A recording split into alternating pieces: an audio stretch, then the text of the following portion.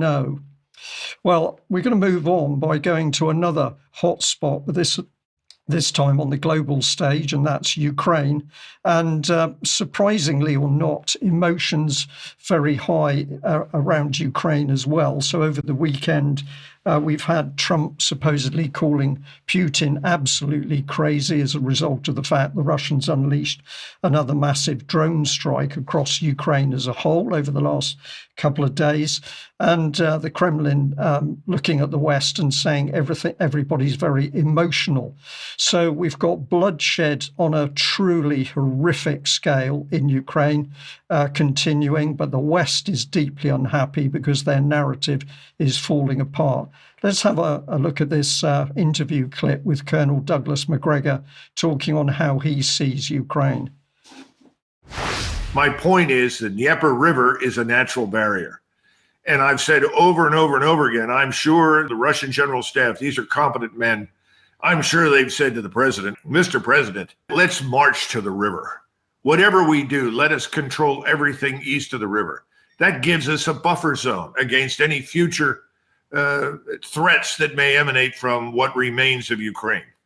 And let the rest of it go. After all, the Poles, Romanians, the Hungarians, probably the Lithuanians, the Moldovans, everybody is making claims on portions of Western Ukraine. The Romanians would like to have Bessarabia back. Most of the people listening to us today don't even know what that is. My point is, this is a very old part of the world. We need to get out of it. It's not us. We know nothing about it. But everybody who lives in it and around it does know about it. They need to sort this out. And I can guarantee you that there's very little enthusiasm for crossing that Dnieper River and moving further west. They don't want to do it. It's more trouble than it's worth. You end up with lots of people under your administrative control that hate you and always have because of that boundary that I just discussed, which has been valid for hundreds of years. So the bottom line is, let's stop the nonsense. President Trump, suspend all further aid to this Ukrainian disaster, get out, offer to host a conference. We can host it in Europe. We can host it anywhere they would like. Let them all come. Without us, by the way. We could have a representative that sits in and listens, but let the people that live in it and around it make the decision on where the new boundaries will be drawn. And let it go. It's not us. It's not our country. Well, I wonder whether any reasonable person could disagree with what General Macgregor had to say on that. I certainly couldn't disagree with anything. But the interview that clip was part of, there were some other things which were discussed. Let's have a listen. Yeah, it could be that Trump is moving in that direction because he did say that that the two sides are going to be the ones who are going to figure this part out. We're not going to. So apparently he is out of the mediating business. We'll see if that continues to be the case. But what could be, and I stress could be, motivating him and hopefully to make the very decision you just articulated is because he's taken a look and things are literally starting to crumble on the battlefield. We've been talking about the possibility of this for a long time, but there are more signs that something is afoot here. First of all, a week or so ago, the New York Times reported from the Institute for the Study of War, which sometimes has good numbers, even if their analysis is just hideous. But they said over the previous 16 months, the Russians had taken 1,800 square kilometers from Ukraine. They don't even talk about in there how many troops that the Ukraine side had lost. But then they point out that in wars of attrition, incremental gains can presage a breakthrough if the losing side runs out of troops, ammunition, and its defensive lines collapse. Now then we have, in the last just few days here, the commander of the 47th Mechanized Brigade was resigned, and this is their premier mechanized brigade, the 47th, because he said, these stupid decisions that these guys keep making that get us killed and don't even have a chance of success, he finally resigned in disgust. Then, right after that, the commander of the 59th Brigade was fired because, and when you read down into the details, it's not just that he didn't do a good job. It's that in the Pokrovsk area that Julian Ripker was showing just a second ago, he had a tactical redeployment of his troops from an unfavorable position to a favorable position, but it was a little bit further back. And so almost like a Hitler type deal, The Ukraine leadership, with Sersky and then, of course, Zelensky, says not 1 inch. No, you can't redeploy anywhere, even if it makes sense. So more detail there. Disaster on the battlefield for Ukraine, and this is the correct situation on the battlefield at the moment, and this is the reason why the West at the moment is so uncertain in reporting. They daren't report what is actually happening on the battlefield. Are the Russians taking losses? Absolutely. Are they continuing to move forward? Absolutely.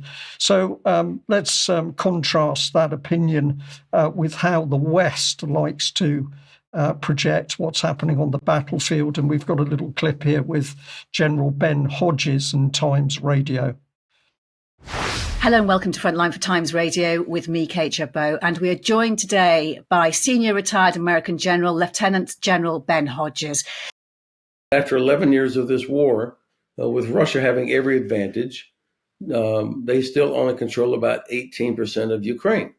And it's not getting any better. They do not have the ability to knock Ukraine out of the war. They don't have any massive breakthrough capabilities or some force that could exploit any penetration along the front lines.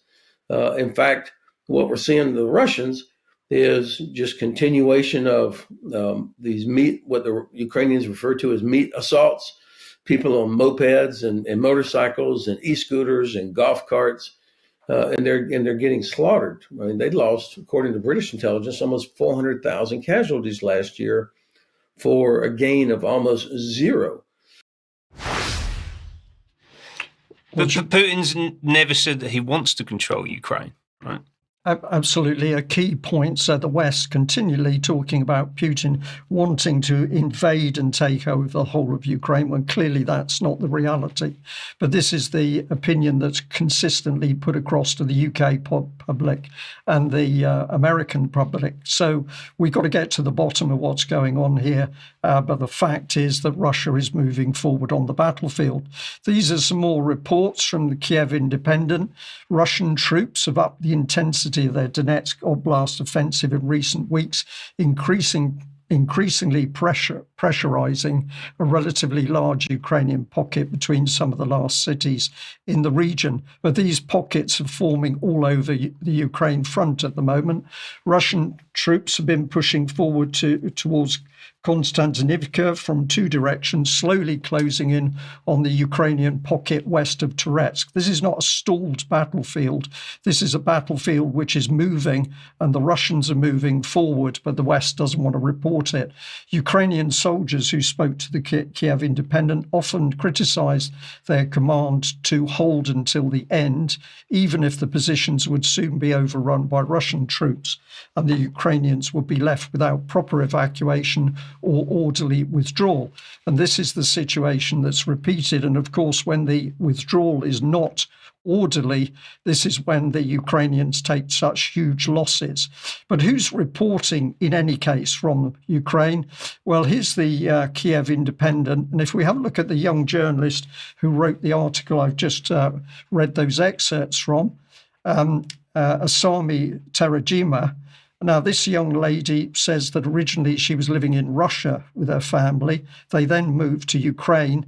Her mum and dad now can't be in Ukraine, so they've moved to Poland, but she's still there reporting. She's very, very young, and I was fascinated that when I have a look at her, she was apparently featured in the Media Development Foundation's 25 under 25 young and bold list from 2023. And that's a list of emerging media makers in Ukraine. So let's have a look at her in a bit more detail. So there's a photo. You can see how young she is, 21-year-old college student who's apparently now reporting factually on the war, on the battlefield. But who's in the background providing the support for these kind of young journalists that are spewing out the Western desired media? Well, this one, Ben, you've come across before, the Sigrid Rausing Trust. Absolutely, yeah. Tetra Pak, the people who make the milk cartons, it's that family. Just a family. Well, that's a very interesting point, as we'll see in a minute. So it's saying here that the Rausing Trust has given the Media Development Foundation $120,000 in March 2022 in response to the crisis in Ukraine. And if we have a look at the Rausing Trust, we notice that it's got a strong open societies flavour. But this is where it gets fascinating for a family foundation. They've put out 900 plus grants since 1995. Look at the sum of money they're dealing with. Over £500 million available to help shape the media in Ukraine. So is this free media? I don't think so. There's something else going on. And if you also want a little take on the situation in Ukraine, this is the Kyiv Post from back in April, the end of April. And they were reporting that Mike Waltz was saying information about Ukraine that wasn't true. So they'd fact-checked it. US National Security Advisor at the time, Waltz, pushes alternative facts on Ukraine. He said Ukraine is a disastrously corrupt country and the oversight of US resources given to Ukraine is poorly tracked. He went on to say that Ukraine was one of and is one of the most corrupt countries in the world. Well, this was fact-checked by the Kyiv Post. It said the part about Ukraine being one of the world's most corrupt countries is false. And they went on to then say that according to Transparency International's 2024 Corruptions Perceptions Index, corruption in Ukraine is mid-range on a worldwide standard, and Ukraine has achieved the 105th place from amongst 180 countries, along with Serbia, sandwiched between Dominican Republic and Algeria. So if you want to see the site that came from, here it is with a list of countries on the left. Apparently Denmark came top of the squeaky clean list, but you'll have to look way down for UK here at number 20. Is it all okay that we're providing all this help and support for a corrupt country to run a war where millions of men on both sides are being killed and maimed? It's pretty despicable, I think. Don't know whether you've got any comments on that organisation, Ben, but I found it quite incredible that a family organisation has got $500 million to hand out to help shape global journalism. Ooh, absolutely, yes. And also, what else are they into? We're going to have to come back to that another time. I'm also quite struck that the UK is only 20th. I think we're more corrupt than that, but we do a good job of convincing people we aren't. Yes, that's absolutely true.